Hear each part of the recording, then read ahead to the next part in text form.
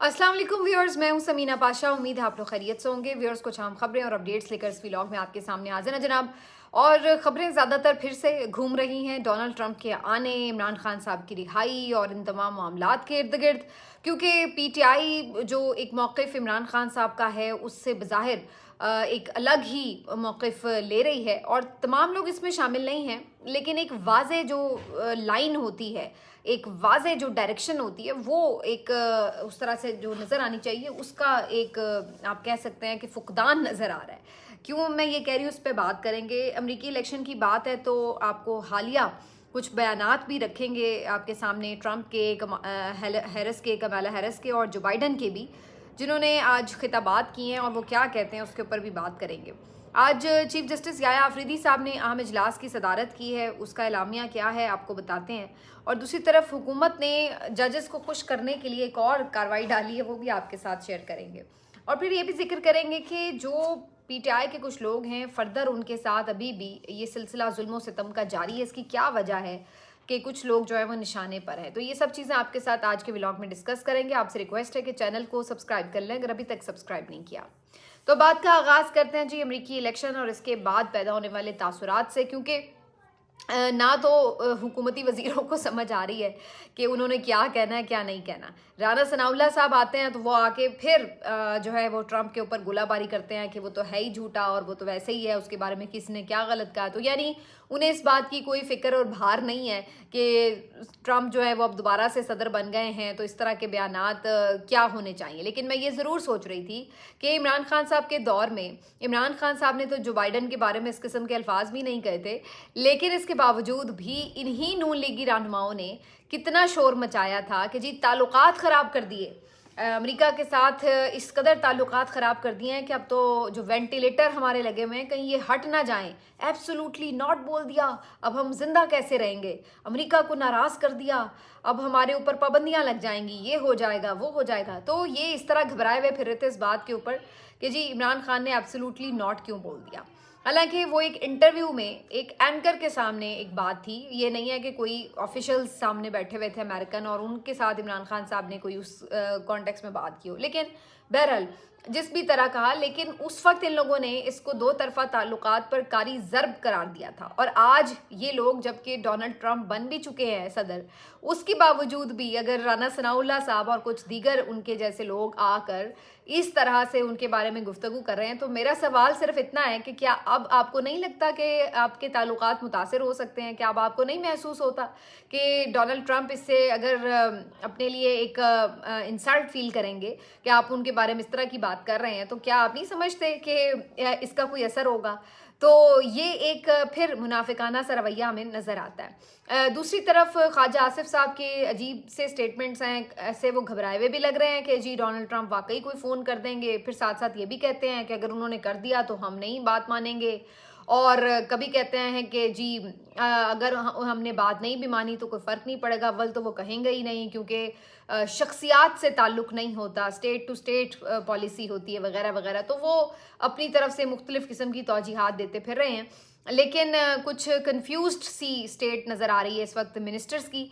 और दूसरी तरफ कन्फ्यूजन जो है वो पीटीआई में भी नज़र आती है। इसकी वजह यह है कि इमरान खान, हलीमा खान साहिबा, ये सब तो एक लाइन लेते हुए नज़र आ रहे हैं कि वी डोंट केयर कि कौन बन रहा है या नहीं बन रहा। लेकिन हमें ये ज़रूर उम्मीद हुई है डोनाल्ड ट्रंप के बनने से कि कम से कम वो न्यूट्रल हो जाएं। उनका बड़ा सिंपल सा आंसर है कि वो न्यूट्रल हो जाएं और कोई भी मुदाखलत ना करें। जो इससे पहले एक सपोर्ट हासिल है जो बाइडन एडमिनिस्ट्रेशन की इस हुकूमत को, एटलीस्ट वो उन्हें सपोर्ट भी ना करें और किसी तरह का उनको जो है वो मुदाखलत भी ना करें, बस न्यूट्रल हो जाएं।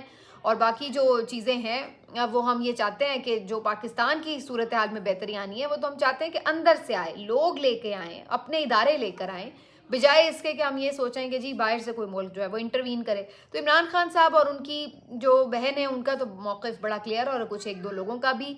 आज सलमान अकरम राजा साहब भी एक टॉक शो में इसी के आसपास बात कर रहे थे। लेकिन कुछ लोग जो ओवरसीज़ हैं ख़ास तौर पर, वो शायद ओवर एम्बिशियस हो चुके हैं और वो खुलकर ये बात कर रहे हैं कि जी हम तो इमरान खान साहब की रिहाई के हवाले से और दीगर चीज़ों के हवाले से डोनाल्ड ट्रंप से बात करेंगे। मेरा ख्याल है वो खुद दानिस्ता या ना दानिस्ता, चलिए दानिस्ता तो मैं नहीं कहती, लेकिन कम से कम ना दानिस्ता तौर पर वो इस सारे चक्कर में इमरान खान साहब के नैरेटिव को नुकसान पहुंचा रहे हैं और उनकी कुर्बानी को भी नुकसान पहुंचा रहे हैं, क्योंकि उन्होंने ये कुर्बानी इसलिए नहीं दी कि कल को कोई बाहर से मुल्क आकर यहाँ पे उनके ऊपर रहम करे और जी उसको बाहर निकाल दे, बल्कि वो ये चाहते हैं कि कौम इतनी बाशऊर हो जाए, कौम इस तरह खड़ी हो जाए, इतनी हिम्मत पकड़ ले कि वो इस बात का बीड़ा उठाए कि अपना मुल्क हमने ठीक करना है। तो उनका तो ये एम है, ना कि ये एम है कि वो रिहाई चाहते हैं। अगर उन्होंने रिहाई चाहनी होती तो उन्हें ट्रंप की भी ज़रूरत नहीं है। वो रिहाई चाहनी होती उन्होंने तो वो बड़े आराम से जो इस्टेब्लिशमेंट है, जो हुकूमत के लोग हैं, किसी से भी बातचीत का आगाज़ कर सकते थे। और ये बहुत देर पहले की भी बात है कि उन्हें ऑफ़र्स गई हैं कि आप यहाँ से चले जाएं या खामोशी से अगर आके बाहर भी निकलना चाहें तो बेहतर है, लेकिन वो ये नहीं कर। तो उन्हें रिहाई इस कीमत पे अजीज़ नहीं है कि वो अपनी किसी उसूल के ऊपर समझौता करके रिहाई हासिल करें। तो इस बात को अंडरस्टैंड करना होगा। और इस तरह के बेवकूफ़ाना स्टेटमेंट्स जो हैं, मेरा ख्याल है ये उनकी कुर्बानी को भी अंडरमाइन कर रहे हैं, जो उन्होंने बहादुरी से जेल काटी है। बाकी ये कुछ होगा या नहीं होगा, अभी इसमें वक्त भी लगेगा। उसकी वजह ये कि वैसे भी डोनाल्ड ट्रंप ने अभी जो हलफ उठाना है वो जनवरी में जाके उठाना है। लेकिन जो वहाँ की एक सियासत की खूबसूरती नज़र आती है, देखिए वो चीज़ है लर्न करने की। भले वो लोग गैर मुस्लिम हैं, लेकिन जो उनके उसूल हैं, जो उनके अखलाकी तकाज़े और वैल्यूज़ हैं, आप वो समझिए और फिर अंडरस्टैंड कीजिए कि ये कौमें क्यों ना आखिर तरक्की करें। हमें अक्सर हम सोचते हैं कि ऐसा लगता है कि अल्लाह का सारा फजलो करम जो है वो गैर मुस्लिमों पर हुआ है या कुफार पे हुआ है। तो मुसलमान हैं, हर जगह ही हमें मारें पड़ रही हैं, हम हर जगह वीक नज़र आते हैं और इस तरह की बातें हम अक्सर करते हैं। लेकिन आप देखिए कि जो मुसलमानों के वैल्यूज़ थे, जो तालीमात थी इस्लाम की, जो शरीयत की तालीमात थी, जो नबी करीम सल्लल्लाहु अलैहि वसल्लम की तालीमात थी, वो तो सारी तालीमात प्रैक्टिकली, वो सिर्फ कलमा नहीं पढ़ते लेकिन प्रैक्टिकली तो वो तालीमात वो अपनाते हैं ना। और वही उन्होंने सोसाइटी को आगे ग्रो करने के जो उसूल बनाए हैं, उससे आप देखिए कि वो कौमें आज तरक्की याफ्ता कौमें हैं और हम पस्ती में गिरे हुए हैं। क्यों? क्योंकि हम सब उन उसूलों पर नहीं चल सकते, हम झूठ बोलना नहीं छोड़ सकते, हम ईमानदारी से नहीं चल सकते, हम मफादात के असीर हैं और हम छोटी छोटी नौकरियों के पीछे जो है सब कुछ झोंक देते हैं। और हम इतने इस किस्म के लोग हैं, बेहिस किस्म के, कि हम लोगों पे जुल्म करने से बाज नहीं आ सकते। जो इंसाफ देने वाले हैं वो इंसाफ नहीं दे सकते और फिर हम ये सोचें कि जी हम पे अल्लाह का फजलो करम हो जाए। तो इस तरह कैसे हो जाएगा अल्लाह का फजलो करम? अब आप देखिए कि ये एक इलेक्शन हुआ है, ठीक है कि वहाँ के जो एक ताकतवर हल्के वो नहीं चाहते थे ट्रंप आए, लेकिन ये नहीं हो गया कि उसके बाद अगर वो जीत रहा था तो जी पूरा इलेक्शन रिग कर दो और ये वो। और दूसरी तरफ आप उनके स्टेटमेंट्स देखिए, जो लोग हारे हैं, मतलब आज कमाला हैरिस ने इतना इम्प्रेस किया कि उन्होंने ये बात की आगे कि जनाब जमहूरियत का उसूल ये है कि हारो तो अपनी शिकस्त तस्लीम करो। तो मैं बिल्कुल अपनी शिकस्त तस्लीम करती हूँ, डोनाल्ड ट्रंप को मुबारकबाद देती हूँ और जिन्होंने मुझे भी वोट किया, जो हमारे सपोर्टर्स थे जिन्होंने मेरे लिए वोट किया, मैं उनका शुक्रिया अदा करती हूँ। जितना हम बेहतर कर सकते थे, जो हमारी पॉलिसीज़ थी, हमने यहाँ तक किया, आगे हम उनको गुड लक विश करते हैं और ये वो। लेकिन जमहूरियत यही है कि आप में स्पोर्ट्समैन स्पिरिट होनी चाहिए। अगर आप हार गए हैं तो आप शिकस्त तस्लीम करें। ये नहीं कि आप 8 फरवरी को हार गए हैं और मुंह छुपा के आप अपने घरों को चले गए हैं और फिर रातों रात रिजल्ट बदलवा के अगले दिन आप आ जाएं और आके आप जो है वो जाली जीत के दावे करें और बताएं कि हम हुकूमत करने जा रहे हैं। ये स्पोर्ट्समैन स्पिरिट नहीं होती, ये बेईमानी है, ये झूठ है और ये अवाम के साथ धोखा है। तो ये वैल्यूज़ तो हमें हमारा दीन बताता है, लेकिन अमल कौन कर रहे हैं वो लोग, तो आज वो देखें वो कहाँ पर है। इसी तरह से आप जो बाइडन की आज स्पीच देखिए, जो बाइडन भी इसी तरह की, उन्होंने भी आज जो स्पीच की है तो उन्होंने कहा है कि हम अपनी मुल्क से सिर्फ इसलिए मोहब्बत नहीं करते कि हम इक़्तिदार में हैं या हमें पावर मिले, अगर हम हार जाएं तो भाई हमारी मुल्क से मोहब्बत भी ख़त्म हो गई। लेकिन हमारे यहाँ क्या चक्कर है, हम क्या देखते हैं कि जी अगर हार जाएं तो जो जहाँ का गंद हम बकते हैं, जो अगर हम हार जाएं तो हम रिज़ल्ट तस्लीम ही नहीं करते। और अगर यानी और वो वाले रिज़ल्ट, वैसे हमारे जो इस तरह के इलेक्शन होते हैं वो तस्लीम किए भी नहीं जा सकते माजरत के साथ, तो वो हम नहीं कर सकते। और फिर हम ग्रेसफुली अपनी हार को कभी एक्सेप्ट नहीं करते कि जी हाँ ऐसा हो गया है तो ठीक है। तो ये वो चीज़ें हैं, वहाँ पे हम अपनी सारी जो हुब्बुल वतनी है उसको भी झोंक देते हैं, जो हमारी अवाम से मोहब्बत है हम उसको भी झोंक देते हैं और हम कहते हैं कि नहीं, in any cost, in any case हमें जो है एट एनी कॉस्ट हमें जो है वो जीत चाहिए और हमें ही इक़्तिदार चाहिए। چاہے ہم جیتے نہیں بھی ہیں، ہمیں اقتدار چاہیے، ہمیں جھالی فارم 47 بنوا دو لیکن ہمیں اقتدار چاہیے۔ پھر آپ ٹرمپ کو دیکھیں، ان کا اسٹیٹمنٹ ابھی پورے نہیں ہوئے تھے ریزلٹس، اس سے پہلے ہی آ گیا تھا، اور انہوں نے کہا کہ الیکشن ٹھیک ہوئے ہیں، اور اگر میں اب ان الیکشنز کے بعد ہار بھی جاتا ہوں تو میں اس کو تسلیم کروں گا، کیونکہ اگر الیکشن ٹھیک ہوئے ہیں تو میں بلا وجہ نہیں کہوں گا کہ الیکشن خراب کیے ہیں یا جعلی ہوئے ہیں یا کوئی ریگنگ ہوئی ہے۔ تو انہوں نے بھی گریسفلی یہ بات کہی تھی، اور جب وہ جیتے بھی ہیں تو ان کے ایک دو بیانات بڑے اچھے ہیں۔ انہوں نے آ کے کہا کہ میں جنگیں شروع نہیں کروں گا بلکہ جنگیں ختم کروں گا جو آلریڈی، اور یہ بڑی ہوپ فل اسٹیٹمنٹ ہے ان کی۔ اللہ کرے کہ یہ غزہ کی جنگ کے پیچھے سے وہ ہاتھ ہٹائیں، غزہ کی جنگ ختم ہو، اسی طرح جو اور یوکرین کی جنگ ہے اور جنگیں جو شروع ہوئی ہوئی ہیں، اللہ کرے کہ پیس آئے اور امریکہ یہ غیر ضروری جنگوں سے اپنے آپ کو نکالے۔ تو ڈونلڈ ٹرمپ نے اس بات کا اندیا تو دیا، لیکن ظاہر ہے پالیسی شفٹ ایک دم اتنا 180 ڈگری کا تو نہیں ہوتا، لیٹس سی کب تک ہوتا ہے، کیسے ہوتا ہے۔ لیکن میں صرف جو آپ کو بتانا چاہ رہی ہوں وہ کیا ہے، میں آپ کو صرف یہی بتانا چاہ رہی ہوں کہ یہ لوگوں کی آپ اسپرٹ دیکھیں، ان لوگوں کے آپ ویلیوز اور اخلاق دیکھیں۔ یہاں پر کوئی بڑے حادثے ہو جائیں تو لوگ ریزائن کر دیتے ہیں، اگر کسی کو لگے اس نے غلط فیصلے دے دیے ہیں تو وہ ریزائن کر دیتے ہیں۔ اور یہاں ہمارے یہاں کیا ہوتا ہے، ٹاؤٹ بنے ہوتے ہیں ججز پورے حکومتوں کے، اور اس کے بعد جس طریقے سے سہولت کاریاں کرتے ہیں، کوئی عام انسان سوچ سکتا ہے کہ ہمیں ان سے انصاف ملے گا؟ تو یہ ہمارا سسٹم ہے کرپٹ، ہمیں صرف اپنا پیسہ، اپنا مفاد، اپنا اقتدار، اپنی طاقت، اپنی سودے بازی، ہر چیز ہمیں بس وہ عزیز ہے۔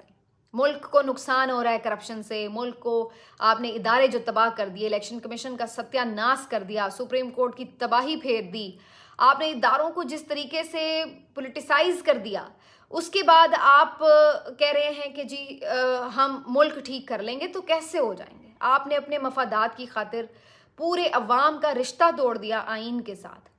لوگ آج اس ملک کو چھوڑ کے جانا چاہتے ہیں، انہیں لگتا ہے اس ملک کا کوئی فیوچر نہیں ہے۔ تو پھر ہم کہتے ہیں کہ جی وہ قومیں کیوں ترقی کرتی ہیں؟ وہ قومیں اس لیے ترقی کرتی ہیں بھائی، ہم لوگ کیوں ترقی کریں گے؟ ہم پہ تو اللہ کے عذاب ہی ایسے نازل ہوں گے۔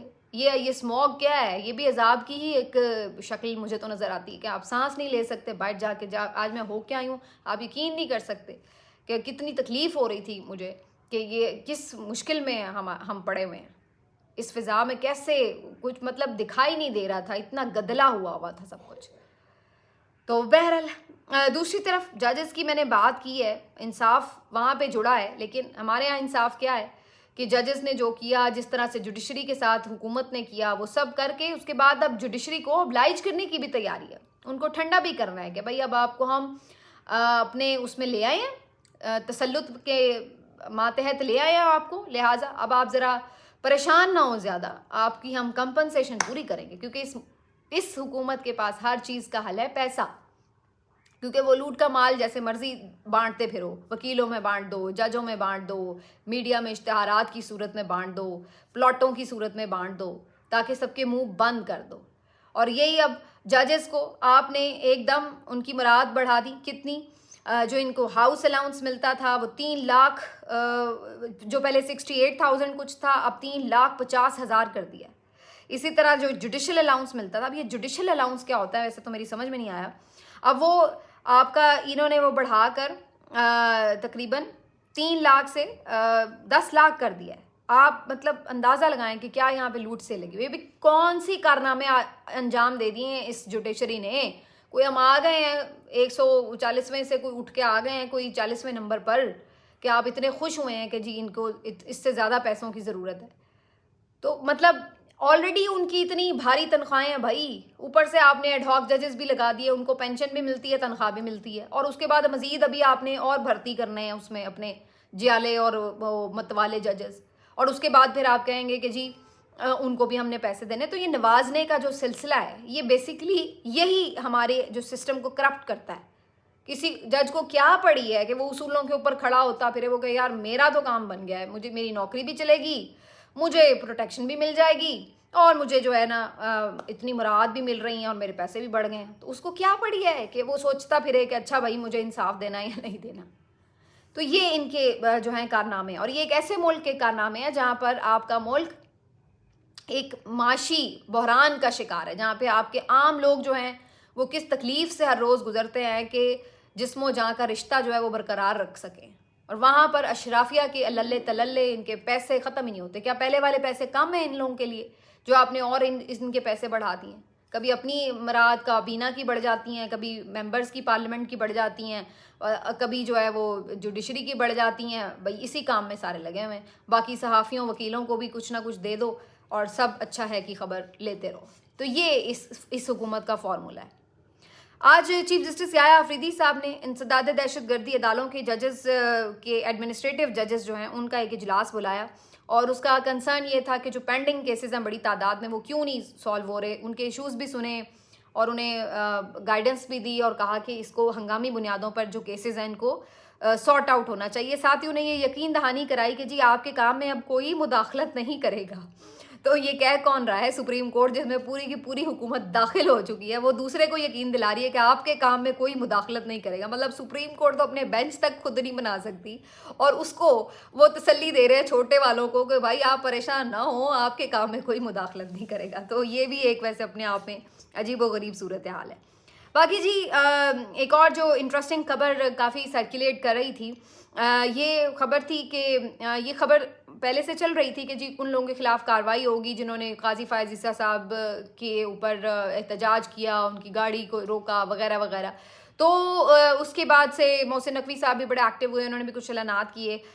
اس کے بعد یہ خبر ایک وہاں کے لندن کے صحافی جو ہیں اظہر جاوید صاحب, انہوں نے بھی دی کہ جی کچھ لوگوں کو تفتیش کے لیے بلا لیا گیا ہے پولیس اسٹیشن, اور بڑی کچھ سخت تفتیش ہو رہی ہے. کچھ لوگوں کو جو ہے انہوں نے آئیڈینٹیفائی کر لیا, اب ان کے خلاف چارجز ہوں گے یہ وہ. اور سب سے زیادہ جو اہم خبر تھی وہ مظہر عباس صاحب نے دی, جو کہ بہت سینئر صحافی ہیں, میرے بڑے پسندیدہ تجزیہ کار ہیں. لیکن معلوم نہیں کہ وہ اس خبر کے حوالے سے اتنے شور کیوں تھے, یا وہ کیوں اس کو صحیح طور پہ انویسٹیگیٹ نہیں کر سکے. جو بھی اب اس کو کہہ لیں, یا کوئی غلط فہمی میں انہوں نے یہ خبر دی ہے. بہرحال خبر انہوں نے عاصمہ شیرازی صاحبہ کے شو میں ضرور دی ہے, اور انہوں نے کہا کہ جی ڈی پورٹ کیا جا رہا ہے کچھ لوگوں کو, اور 20-25 کے قریب لوگ جنہوں نے قاضی فائز عیسیٰ صاحب کے وہاں پر آمد پر جو جب ٹیمپل سے وہ باہر نکلے تو وہاں پر احتجاج کیا تھا, اور ان میں کچھ خواتین بھی شامل ہیں. اس پہ عاصمہ شیرازی صاحبہ بھی بڑی مطمئن ہوئیں اور بڑی مسرت کا اظہار کیا کہ اچھا یہ تو بڑا زبردست ہو جائے گا. تو یہ خبر جو ہے اب اس کی ظاہر ہے یہ بات سننے میں ہی بڑی عجیب لگ رہی تھی کہ کیسے کسی کو اس طرح اتنی سی بات پہ ڈی پورٹ کیا جا سکتا ہے. ان ممالک میں بہت زیادہ سخت قسم کے جو ہیں وہ قوانین ہیں, اس طرح وہ اپنے شہریوں کو دوسروں اس طرح ڈیپورٹ نہیں کرتے. اور دوسری بات یہ کہ جو ان کے اوپر چارجز بھی لگ رہے ہیں, احتجاج وغیرہ کرنا تو وہاں ویسے ہی کوئی ممانعت نہیں ہے, نعرے لگانا اس کو بھی کوئی کچھ نہیں سمجھا جاتا. گاڑی پہ مکے وغیرہ اگر مارے ہیں یا ہاتھ سے تھپ تھپایا ہے, اس کا کتنا بڑا قصور ہو سکتا ہے, کیا اس پہ کوئی جرم نہ, یہ تو بھی بات کی بات. لیکن ڈی پورٹ کرنا اس تو نیکسٹ لیول نا, تو یہ تو سمجھ میں نہیں آ رہا تھا کہ اتنی آسانی سے ڈی پورٹ کیسے کیا جا سکتا ہے. تو اس کے اوپر جو ہے وہ بڑی عجیب صورت ہے. لیکن مجھے بظاہر یہ لگ رہا ہے کہ حکومت کی طرف سے بھی یہ جان بوجھ کر ایک تاثر ضرور بنایا گیا کہ ہم نے بڑی زبردست کارروائی کر دی ہے, اب جناب لوگ پکڑے جائیں گے اور یہ وہ. اس کا مقصد بظاہر یہ لگ رہا ہے کہ وہاں پر جو پاکستانی کمیونٹی اور خاص طور پر پی ٹی آئی کے جو ورکرز اور سپورٹرز ہیں, ان کو یہ تاثر دینا کہ جی اب آپ کی کوئی بچت نہیں ہوگی اور آپ کے خلاف کاروائیاں ہوں گی, ان کو تھوڑا ڈرانا مقصود ہے. اس کی وجہ یہی ہے کہ ظاہر ہے میاں صاحب بھی ابھی لندن میں موجود ہیں اور مریم صاحبہ کے ساتھ شاید واپسی پہ آ بھی جائیں, تو انہیں اس بات کا خدشہ ہے کہ اس طرح تو پھر کوئی بھی آئے گا کل کو تو یہ اسی طرح احتجاج کریں گے اور یہی امبیرسنگ سچویشن جو ہے وہ فیس کرنی پڑے گی. تو اس لیے انہوں نے یہ پورا ایک تاثر بنایا ہے کہ جی بس اب کچھ ہوا کہ ہوا, اب آپ کے ساتھ بہت برا ہونے والا ہے اور یہ وہ, تاکہ وہ احتجاج نہ کریں. اور میرا خیال ہے یہ کافی کامیاب حکمت عملی تھی ویسے ان کی. اس کی وجہ یہ ہے کہ اس کے بعد ہم نے یہ دیکھا, اس دن نواز شریف صاحب جنیوا کے لیے بھی روانہ ہو رہے تھے, اس سے پہلے جب امریکہ کے لیے روانہ ہوئے تو اس وقت ہم نے نہیں دیکھا کہ پی ٹی آئی کے باہر سپورٹرز وغیرہ اس طرح سے دکھائی دیے ہوں. تو ایسا لگ رہا ہے کہ ان کاروائیوں سے تھوڑے وہ رکے ضرور ہیں بہرحال. تو اگر اسی مقصد کے لیے حکومت نے کاروائیاں کی تو اس میں بہرحال وہ کامیاب ہوتے ہیں نظر آ رہے ہیں. اور آخر میں یہ بات ڈرانے دھمکانے کی ہو رہی ہے تو آپ کو بتائیں کہ یہاں پر بھی جو پی ٹی آئی کے ایم این ایز ہیں ان کے اوپر ابھی تک کاروائیاں جاری ہیں. ان میں آپ نے دیکھا پچھلے دنوں عادل بازائی کے اوپر بہت زیادہ کاروائیاں ہو رہی تھیں, کبھی کوئی پلازا گرانے جا رہا ہے, کوئی گھر گرانے آ گیا, کوئی کچھ. چودھری اعجاز اور یہ جو وہاں ان کے چودھری امتیاز وغیرہ جو ایم این اے, ان کے ساتھ بڑی زیادتی ہوئی ہے. ان کی فیملی جو ہے وہ بڑے بیچاری سفر کر رہی, ہر دوسرے دن ان کی کوئی ویڈیو آتی ہے. اسی طرح کل پرسوں یہ خواجہ شیراز جو ہیں ان کے MNA، ان کو اغوا کر لیا گیا تھا، خیر انہیں پھر 1-2 دن بعد رہا کر دیا گیا. تو یہ کچھ نام ہیں جن کو بار بار اٹھایا گیا اور اس طریقے سے ان کے ابھی تک بھی کاروائیاں جاری ہیں. حالانکہ اب تو کوئی بظاہر نظر بھی نہیں آ رہی وجہ، کیونکہ 26ویں ترمیم بھی ہو گئی، سب کچھ ہو گیا.